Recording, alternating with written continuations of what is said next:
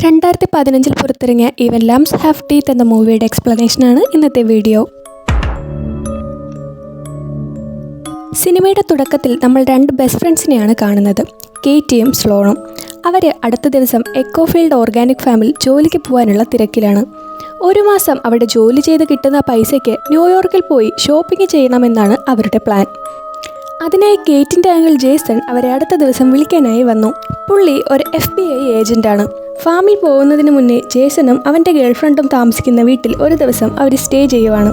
അന്ന് രാത്രി സ്ലോൺ ഒരു ചേഞ്ചിന് വേണ്ടി തങ്ങളുടെ പേര് മാറ്റാമെന്ന് തീരുമാനിച്ചു. സ്ലോണ് അതിനായി ഹെദർ എന്ന പേര് ചൂസ് ചെയ്തു. കേറ്റി അങ്ങനെ റിപ്ലൈ ആയി.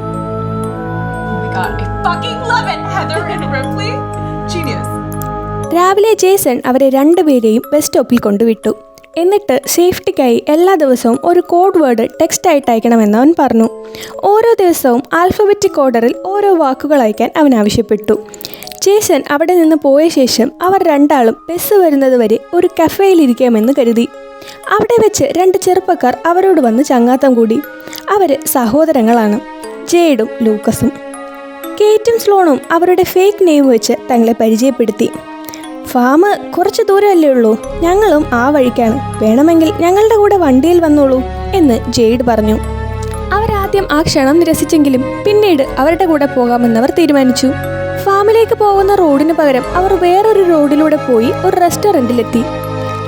ലൂക്കസിൻ്റെയും ജെയ്ഡിൻ്റെയും അമ്മ ഫാമിലേക്ക് പോകുന്നതിന് മുന്നേ ഒരു ചായ കുടിച്ചിട്ട് പോകാമെന്ന് പറഞ്ഞ് അവരെ അകത്തേക്ക് ക്ഷണിച്ചു. അവർ അകത്ത് വെയിറ്റ് ചെയ്തപ്പോൾ കേറ്റിക്ക് എല്ലാം ഓക്കെ അല്ലേ എന്ന് ചോദിച്ച് ജേസൺ ഒരു മെസ്സേജ് അയച്ചു. ഒരു കുഴപ്പവുമില്ല എന്ന് കേറ്റി റിപ്ലൈ കൊടുത്തു. കൂടെ കോഡ് വേർഡായി ആപ്പിൾ എന്നും അയച്ചു. ആ സ്ത്രീ കൊണ്ടുവച്ച കേക്കും ചായയും അവർ രണ്ടുപേരും കഴിക്കുകയാണ്. നിമിഷങ്ങൾക്കകം അവരുടെ കാഴ്ച മങ്ങുന്നു. അവരുടെ ഫുഡിൽ ഡ്രഗ് കലർത്തിയിരിക്കുന്നു.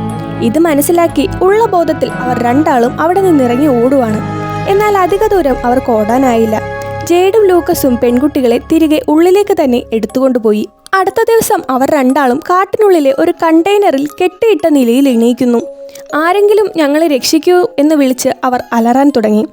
അപ്പോഴങ്ങോട്ടേക്ക് ജെയ്ഡ് വന്ന്, നീയൊക്കെ എത്ര ഒച്ച വെച്ചാലും ഇവിടെ നിന്ന് നിന്നെ ഒന്നും ആരും രക്ഷിക്കാൻ പോകുന്നില്ല എന്ന് പറഞ്ഞ് കുറച്ച് വസ്ത്രങ്ങൾ കൊടുത്തു. ശേഷം അതിനുള്ളിൽ ബെഡും ടോയ്ലറ്റും ഒക്കെ ഉണ്ട്, മര്യാദയ്ക്ക് അടങ്ങി ഒതുങ്ങി ഇവിടെ കിടന്നോണമെന്ന് പറഞ്ഞ് ജെയ്ഡ് പോകുന്നു.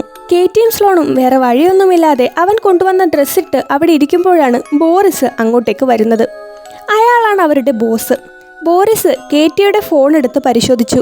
അപ്പോഴയാൾക്ക് അവർ സ്വന്തം പേര് മാറ്റി പറഞ്ഞു എന്ന് മനസ്സിലായി. അതുകൂടാതെ ജേസൺ അയച്ച ടെക്സ്റ്റും അയാളുടെ ശ്രദ്ധയിൽപ്പെട്ടു.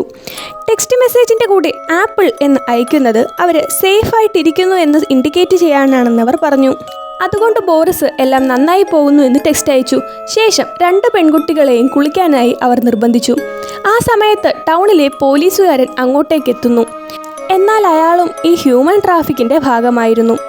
അയാൾ നിർദ്ദാക്ഷിണ്യം കേറ്റിനെ റേപ്പ് ചെയ്യുന്നു. തിരിച്ചൊന്നും ചെയ്യാനാകാതെ സ്ലോണും അവളുടെ അടുത്തിരുന്നു. ജേസനാണെങ്കിൽ കേറ്റി സേഫ് കോഡ് വേർഡായി ആൽഫബറ്റിക് ഓർഡറിൽ മെസ്സേജ് അയക്കാത്തതിൽ ആകുലപ്പെടുവാണ്. ആപ്പിളിന് പകരം B എന്ന ലെറ്ററിൽ സ്റ്റാർട്ട് ചെയ്യുന്ന ഒരു വേർഡ് ആയിരുന്നു അവൾ അയക്കേണ്ടിയിരുന്നത്. ആ കാട്ടിനുള്ളിലേക്ക് വേറൊരു ചെറുപ്പക്കാരൻ വരുന്നു. അയാൾ സ്ലോണിനെയും കൂട്ടി കണ്ടെയ്നറിൻ്റെ ഉള്ളിലേക്ക് പോയി. അയാൾ അവളെ സിഗരറ്റ് കൊണ്ട് കുത്തി വേദനിപ്പിച്ചു. ഇതേസമയം ജേസൺ ഫാമിലേക്ക് വിളിച്ച് അവരവിടെ എത്തിയായിരുന്നു എന്ന് ചോദിച്ചു. ഇതുവരെയും അവരവിടെ ചെന്നില്ലെന്നറിഞ്ഞ ജേസൺ അവരെ അന്വേഷിച്ചിറങ്ങി തിരിച്ചു. കേറ്റിയുടെയും സ്ലോണിൻ്റെയും അവസ്ഥ വീണ്ടും ഭീകരമായി. അവിടേക്ക് പന്നിയുടെ മാസ്ക് വെച്ച ഒരു മനുഷ്യൻ വന്നു. അയാൾ സ്ലോണിനെയും കൊണ്ട് കണ്ടെയ്നറിൻ്റെ ഉള്ളിലേക്ക് പോയി. അയാൾ പിന്നീട് പോയതും കേറ്റി ഓടി സ്ലോണിൻ്റെ അടുത്തേക്ക് പോയി. അവളുടെ അവസ്ഥ മുന്നത്തേതിലും ഭീകരമായിരുന്നു. അടുത്ത സീനിൽ നമ്മൾ കാണുന്നത് ജേസൺ ടൗണിലെ പോലീസ് സ്റ്റേഷനിലേക്ക് പോകുന്നതാണ്.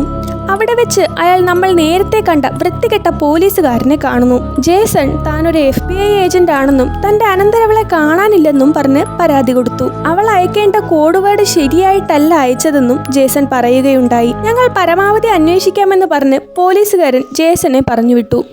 ഈ കാര്യം കിഡ്നാപ്പേഴ്സ് അറിഞ്ഞു. ഇനിയും ഇവരെ ഇവിടെ നിർത്തിയാൽ തങ്ങൾ പിടിക്കപ്പെടുമെന്ന് അവർക്ക് മനസ്സിലായി.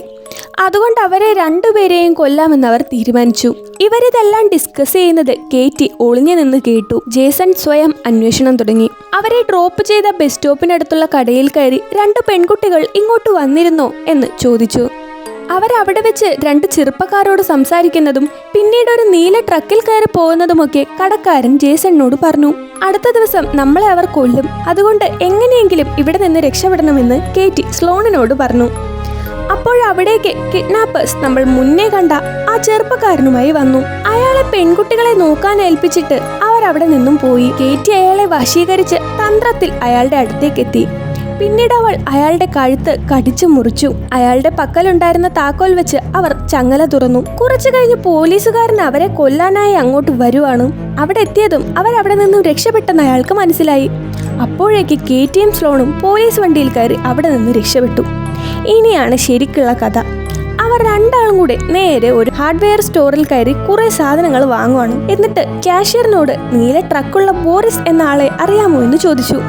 മുത്തശ്ശൻ ബോറിസിന്റെ വീട് സഹിതം അവർക്ക് പറഞ്ഞു കൊടുത്തു. ഇതേ സമയം നമ്മുടെ ജേസൺ ടൗണിനുള്ളിൽ കാർ ഇൻഷുറൻസ് കമ്പനിയിൽ നിന്നും ബ്ലൂ ട്രക്കിന്റെ വിവരങ്ങൾ ശേഖരിച്ചു. അടുത്ത സീനിൽ നമ്മൾ കാണുന്നത് വീട്ടിലേക്ക് വരുന്ന ബോറിസിനെയാണ്. വീടിനുള്ളിൽ തീ നിൽക്കുന്നു കേറ്റിയും സ്ലോണും. കുറെ ആണി തറപ്പിച്ച ബോൾസ് അവർ അയാൾക്ക് നേരെ എറിഞ്ഞു. നല്ല മുറിവ് വന്നതുകൊണ്ട് തന്നെ അയാളുടെ ബോധം പോയി. കണ്ണു തുറന്നപ്പോൾ ഡൈനിങ് ടേബിളിൽ കയ്യും കാലും കെട്ടിയിട്ടിരിക്കുന്നു. എന്റെ കയ്യിൽ നിറയെ പൈസ ഉണ്ട്, എന്നെ കൊല്ലാതിരുന്നാൽ എല്ലാം ഞാൻ നിങ്ങൾക്ക് തരാം, എന്നോട് ക്ഷമിക്കണം എന്നൊക്കെ ബോറിസ് പറഞ്ഞു. ഞങ്ങൾക്ക് പൈസ വേണ്ട, ആ പന്നി മാസ്ക് വെച്ച മനുഷ്യൻ ആരാണെന്ന് പറയാൻ അവരാവശ്യപ്പെട്ടു. എന്നാൽ ബോറിസ് അത് പറഞ്ഞില്ല. അവർ പിന്നൊന്നും നോക്കിയില്ല. കയ്യിലിരുന്ന മൂർച്ചയുള്ള സാധനം ബോറിസിന്റെ പുറകിൽ കുത്തി കയറ്റി. ട്രക്കിന്റെ ഡീറ്റെയിൽസ് അറിഞ്ഞ് വീട് കണ്ടുപിടിച്ച് വന്ന ജേസൺ കാണുന്നത് ദാരുണ അവസ്ഥയിൽ കിടക്കുന്ന ബോറിസിനെയാണ്. പുറത്തേക്കിറങ്ങി നോക്കിയതും ആ ബ്ലൂ ട്രക്കും കൊണ്ട് ആരോ അവിടെ നിന്ന് രക്ഷപ്പെടുന്നതാണ് ജേസൺ കാണുന്നത്. ജേസൺ വേഗം തന്നെ ബോറിസിനെ ആശുപത്രിയിലേക്ക് കൊണ്ടുപോയി. അടുത്ത സീനിൽ പോലീസുകാരൻ ജേസണിനോട് ബോറിസ് മരിച്ചുപോയി എന്നറിയിക്കുവാണ്. കേറ്റിയുടെ ഒരു വിവരവും അറിയാൻ സാധിക്കാതെ ജേസൺ ഒന്നും കൂടെ അവളുടെ ഫോണിലേക്ക് വിളിച്ചു. എന്നാൽ ആ ഫോൺ റിങ് ചെയ്തത് പോലീസുകാരന്റെ പോക്കറ്റിൽ നിന്നാണ്. തന്റെ മുഖം മൂടി അഴിഞ്ഞു വീണെന്ന് മനസ്സിലാക്കിയ പോലീസുകാരൻ ജേസന്റെ നേരെ തോക്കു ചൂണ്ടി.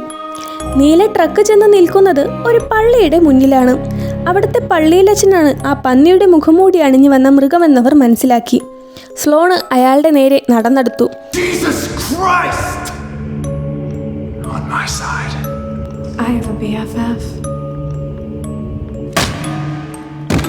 അയാളുടെ ശ്രദ്ധ തിരിഞ്ഞതും കേറ്റി പുറകിൽ നിന്ന് അയാളെ അടിച്ചു വീഴ്ത്തി.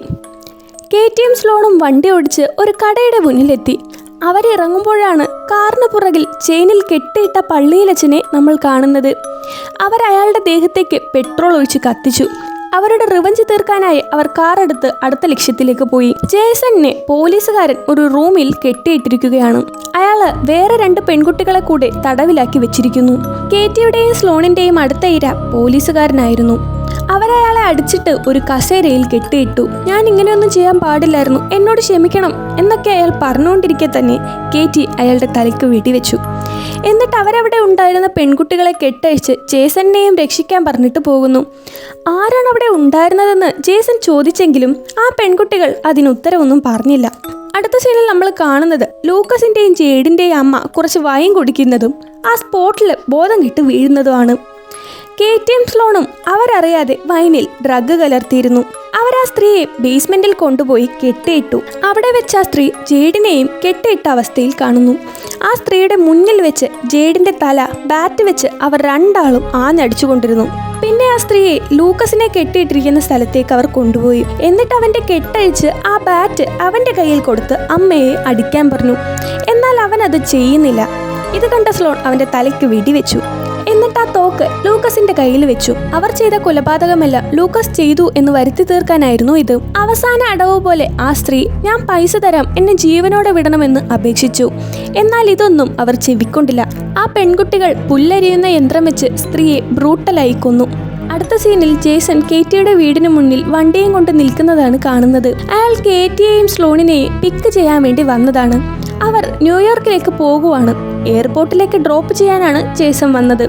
അവർ എയർപോർട്ടിലേക്ക് പോകുന്നത് കാണിച്ചുകൊണ്ട് സിനിമ അവസാനിക്കുന്നു.